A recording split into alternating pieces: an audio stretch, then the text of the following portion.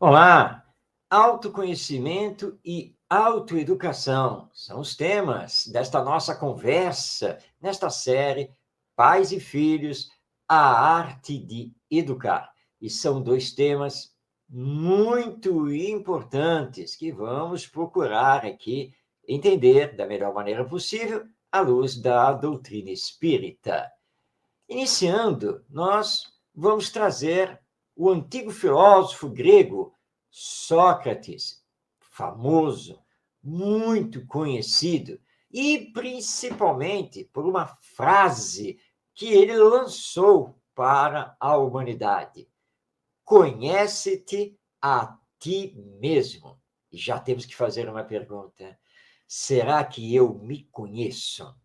Será que eu sei exatamente quem sou? Será que eu conheço todo o meu potencial? Conhece-te a ti mesmo. Essa frase nos lança a várias questões existenciais. E Sócrates dizia que o conhece-te a ti mesmo é o caminho para que possamos melhor viver. Porque somente assim conseguiremos, de fato, ter um encontro com a felicidade e vamos conseguir desenvolver todo o nosso potencial, que o Espiritismo nos mostra como potencial divino, que nos pertence em germe e que estamos desenvolvendo gradativamente de encarnação em encarnação.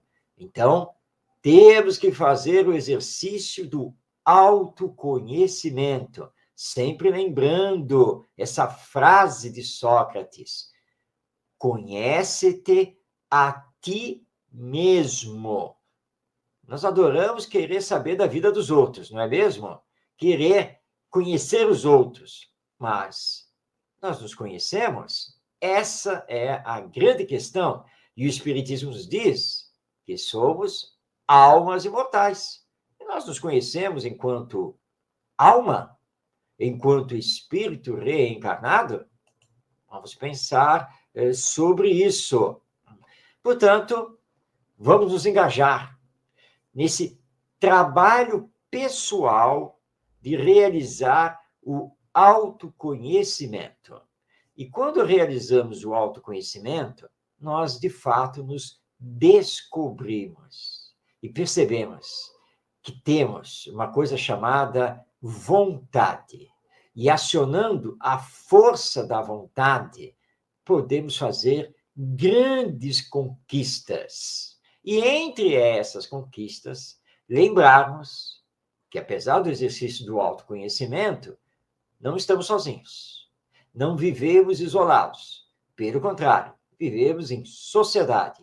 Vivemos com os outros. E é aí, então, que vamos compreender com profundidade o ensino de Jesus, que somente devemos fazer aos outros o que desejamos o que eles nos façam. Isso é muito importante, porque aí entramos num estado de harmonia, de plenitude e de convivência fraterna, mais harmônica. E não teremos mais nenhum tipo de violência. E aprenderemos com esse exercício tanto a nos amar quanto a amar o próximo. Como é importante, portanto, fazer o autoconhecimento, colocar em prática, através de momentos de relaxamento, de meditação, o conhece-te a ti mesmo. Estudar o Espiritismo com calma, com reflexão. Aí nós estaremos acionando todo o nosso potencial divino. Relembrando, quando somos criados por Deus, temos, todos nós, em germe, o potencial divino para desenvolver, tanto na área da inteligência quanto na área do sentimento. Nesta presente encarnação, já demonstramos parte desse desenvolvimento, mas reconhecemos que ainda temos muito o que desenvolver. E aí, então, além do autoconhecimento, nós entramos para a autoeducação.